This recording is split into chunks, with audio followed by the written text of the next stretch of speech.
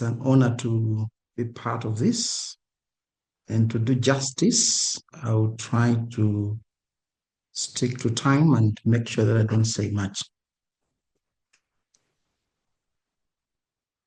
I'll talk about the same things my colleagues have talked about, but I'll put in a perspective of the client using my experience and not my current job. I need to stress on that one, but the experience of clients and the work that I do for several other clients. With my presentation, there are two questions that I need to tackle. If real estate, you could go to my presentation or you give me the access so that I beam it up. My presentation, I've had two questions, moderator. I seek your indulgence that. Yes, please. Okay, I think you can share it on your end, Martin. Okay, thank you. I'll do that.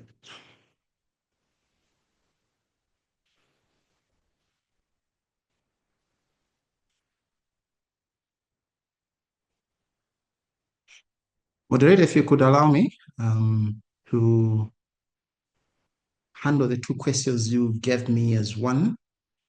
And if you could then give me your additional points towards the end when I get to item number 5.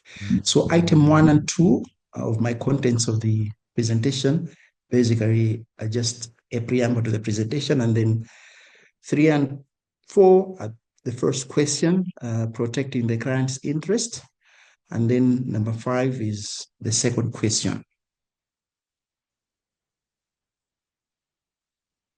You've given me the control, but okay, thank you.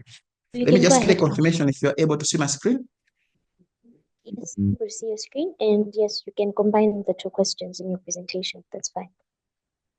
Thank you. So inflation and the client's perspective, a lot of people have already talked about it, the presenters, the rising costs. They affect budgetary provisions for the client. This is a risk of uncertainty when you're embarking on a project. And ably said so by QS Tower, that clients need to know their value. They need to know if they've got the funding before they embark on a project. That is, proper planning is biblical as well. Inflation leads to cost overruns, and there's a need for procurement revisions and all that when that happens. So quantities are solved quantitatively, and facts speak for themselves. If you start writing a lot of paragraphs, justifications, and excuses, that shows the planning wasn't to scratch. An inflation forecast should be considered as a client. The contractor, when he gets a contract, he expects you as a client to pay him. He expects you to pay escalations and all that. So as a client, a QS working on the client side, an engineer working on the QS side, on the client side, you've got to understand the inflation forecasts, and these are normally published by the Economic Association of Malawi, other asset managers like Bridgepath, Nico Asset, CDH, they do, even Old Mutual, they do publish to say the forecast for inflation in Malawi so much. World Bank does publish as well. So information is there, and one can use it in budgeting to say, yes, we are awarding a project for 15 billion, but internally we should know that there is inflationary procedures and in our budget, not as included in the contract, but the budget as a backroom staff, then you know the numbers that you are working on. The challenge is, if you're working for the government and you come up with those numbers, you may be chased by ACP, because it will be like you are conniving with others to say, you know what, your contract is this one, but we can actually raise it. So one has to play his cards well. The other thing is that inflation increases operational costs. This is for completed projects, and also you need to have an aspect of asset management, which is a module in quantity surveying. It's a module in a number of engineering courses where you learn how the life cycle of a property. You are not just developing and burying your head in the sand. You need to know how it will operate, and you need to budget for that. What will be the impact of anything that comes up? So there's a positive impact. But before I get to the positive, let me also say that the increased costs may lead to delays, disruptions, and abandonment. Engineer Rocky has ably said we need soft skills. You need to manage your emotions. You need to know that there are ways to part ways and there are pathways to getting things done. You agree, we leave it here, a human face, and then you move on. But the positive impact of inflation is that it breeds adaptation. Now there's so many skills that are coming up. It's not just for quantity surveyors taking off drawings and all that. The skills, budgeting, appraisals, analyzing, working with land economies, the skills in how you can navigate this thing. Now, historically, I just wanted to present that graph. QS Kambaza indicated already. You will notice that surprisingly, when the government changed around 1995, it was 1994 rather, but then inflation shot. But later on, when we look at the belief has been that after every election, there's high inflation, but you can see the graph, the way it is showing, is not that. Maybe the exchange rate, we should have brought the exchange rate movement graph as well. But this is simply to say that inflation is here with us. We either learn to manage it or we continue believing that we can have a contract that is so simple without inflation. Now, let's come to the question. Protecting the client's interests. General matters first. You need to manage as a client, we look at managing the development envelope. This calls for planning. The planning here is twofold. That's planning for the project, your own in-house planning, and also planning approvals. You may end up getting a contract awarded before it is approved by the city council, and then there are delays, 3-4 delays a month or so, and you find that you are incurring some costs. Or indeed, as a QS, you can request the architect or the engineer to confirm that the project was properly approved. Contractual, the type of contract you're using, there are cases contractors would quote a form of contract that is not the one they signed and all that. So also on the client side, somebody needs to know the contract they're using and how that can manage issues of escalations and inflation. So the issues of fixing, whether it is open, it has got escalation clauses, comes up when you're considering that contract. You can't have a contract that is open-ended without with escalations and all that, yet the project is supposed to be done in 2 weeks. So all that also matters, what period and everything else. And you can't have a fixed one for a contract that is to be done for over a period of time. So political risks, when you're budgeting as a client, we factor in an element of political risk. What would be the impact of politics? What would be this? Can it be insured? Can it not be insured? All those things. What's the insurance premium? Should this be passed on to the contractor? Is it part of the insurance of the contractor? Environmental factors. You're signing a contract to build a hotel on Mulanje Mountain. Very beautiful. And then UNESCO comes and says you can't do anything on Mulanje Mountain. But the contract is already signed, bonds in place and all that. Understanding that the Asia and all that, the market timing, your project, you're building a shopping mall along the Lunzu Road. I know now it has been changed to another structure. Is the market adaptive and can it work there, or you just spending your money? You start fighting the contractor, but yet it was your problem that you didn't look into that. So there are those matters that one needs to look at. Now, just to cap it all on clients' interest, protecting the client interest, you see that there's need for pricing strategy. I'm not saying much. On the contractor side, that has been talked about. On the client side, you also have to consider how you're pricing your project. The consultant would give you an estimate, but the consultant doesn't know the inner details of you as a client. You get that and take it wholesale to your board, you are committing a sin. You need to digest it and also add your own issues and make sure that it is representative. Procurement strategies we've talked about. Do you either front load?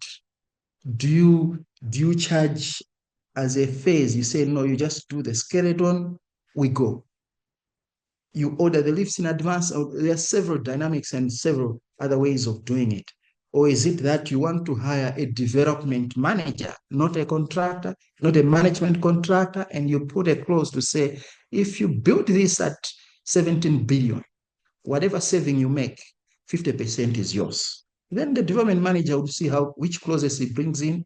Maybe it's part of a big insurance company or whatever. They can front load, develop it, and maybe cut back on time and get those allowances and bonuses. You'd find that everyone else is smiling. The contractor has been paid his escalation clauses, but the development manager is still going out with his finances. It's also another aspect, another area that Malawi hasn't tapped into. We've tried, I think a few companies have tried, but they haven't done the way it's done elsewhere. Contracting strategies and financing, hedging methods. So another presenter talked about, should we hedge to the US dollar, to a foreign currency? What do the foreign currency regulations say? They just revised them a few months ago. What do they say? Do they allow us to do that? And several other things. So there is a need, I like the presentation from QS Kambadza, there is a need for us, even technical people, to understand the financial aspect. Money talks. If you don't understand the money, then you'll not be able to be a manager on top up there. So the foreign denominated funding should be hedged against how are we getting that funding. Engineer Roque indicated that you are not allowed to sell, meaning that there are those technicalities and aspects. These are risks that should be managed in advance, spelled out, planned, and secured and mitigated before engaging yourself into a contract.